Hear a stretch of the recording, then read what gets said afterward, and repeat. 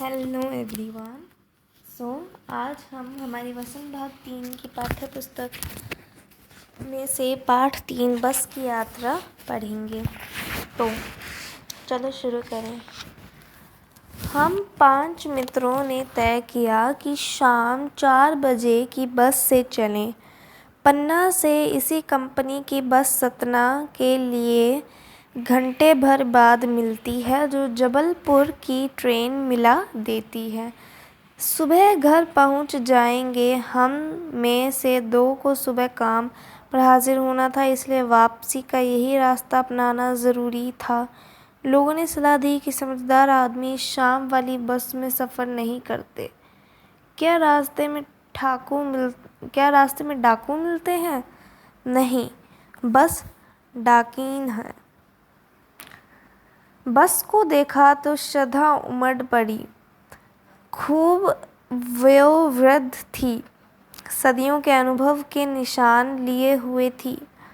लोग इसलिए इससे सफ़र नहीं करना चाहते थे कि वृद्धावस्था में इसे कष्ट होगा।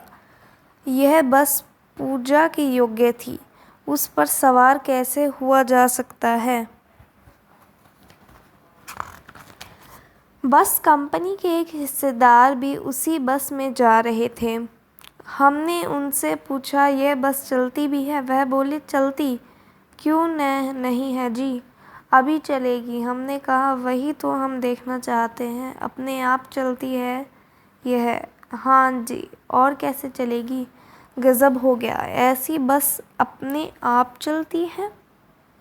हम आगा पीछा करने लगे। डॉक्टर मित्र ने कहा, डरो मत, चलो, बस अनुभवी है, नई नवेली बसों से ज़्यादा विश्वसनीय है, हमें बेटों की तरह प्यार से गोद में लेकर चलेगी।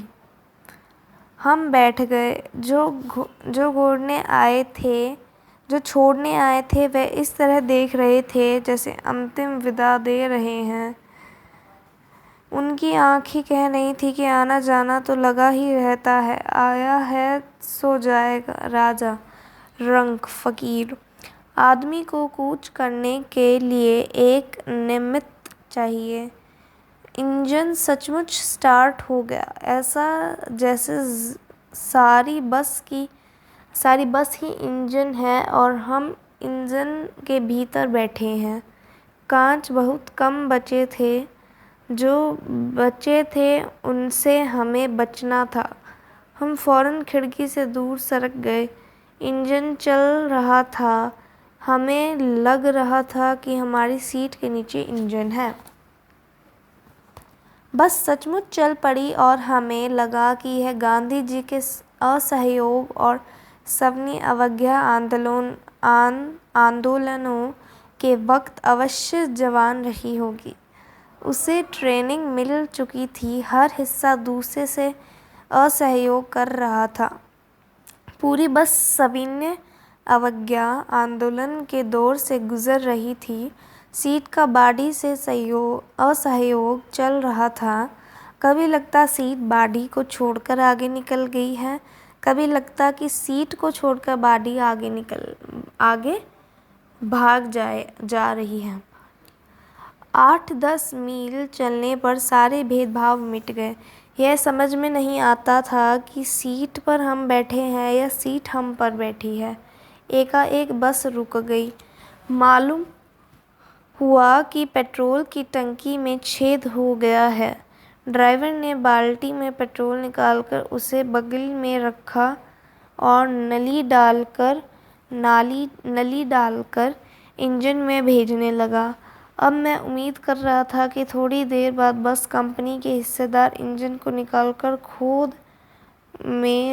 गोद में रख लेंगे और उसे नाली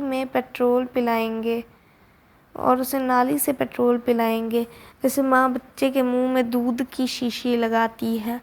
बस की रफ्तार अब 15-20 मील हो गई थी। मुझे उसके किसी हिस्से पर भरोसा नहीं था। ब्रेक फेल हो सकता है, स्टीयरिंग टूट सकता है। प्रकृति के दृश्य बहुत लुभावने थे। दोनों तरफ हरे भरे पेड़ थे जिन पर पक्षी बैठे थे।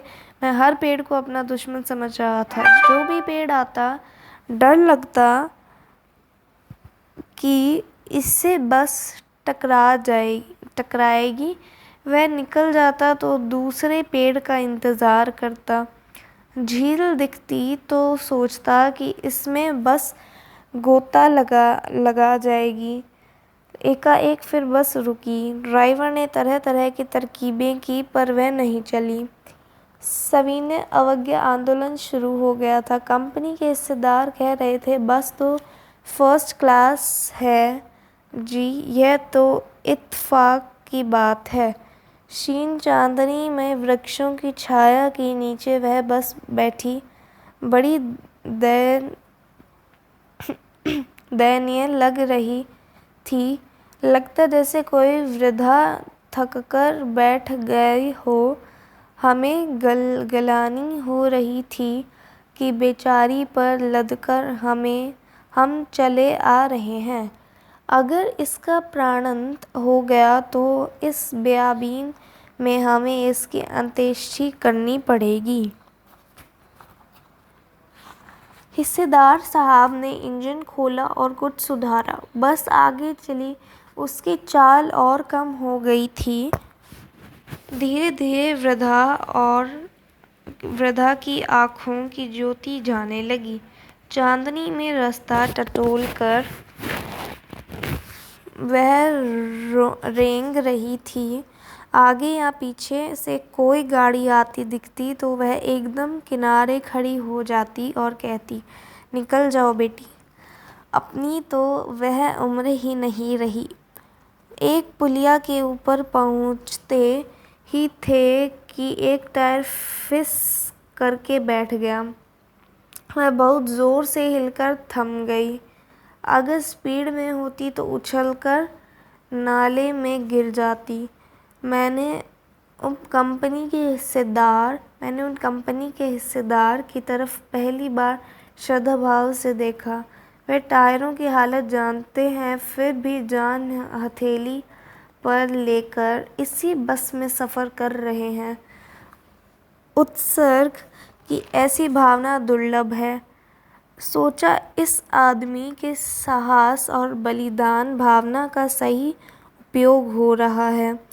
इसे तो किसी क्रांतिकारी आंदोलन का नेता होना चाहिए। अगर बस नाले में पड़ती और हम सब मर जाते तो देवता बाहें पसारे उसका इंतज़ार करते। कहते, वह महान आदमी आ रहा है जिसने एक टायर के लिए प्राण दे दिए। मर गया पर टायर नहीं बदला। दूसरा घिसा टायर लगातार बस फिर चली। अब हमने वक्त पर पन्ना पहुँचते ही उम्मीद छोड़ दी।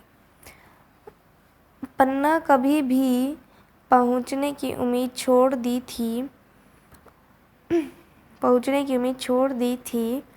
पन्ना क्या, कभी भी पहुँचने की उम्मीद छोड़ दी थी।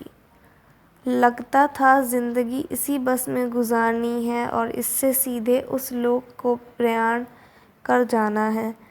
इस पृथ्वी पर उसकी कोई मंजिल नहीं है। हमारी बेताबी तनाव खत्म हो गए। हम बड़े इत्मीनान से घर की तरह बैठ गए। चिंता जाती रही, हंसी मजाक चालू हो गया। और इसके लेखक का नाम है हरिशंकर परसाई। तो ये था पार्ट 3 की रीडिंग। ठीक है, now let's come to the next chapter reading. Thank you.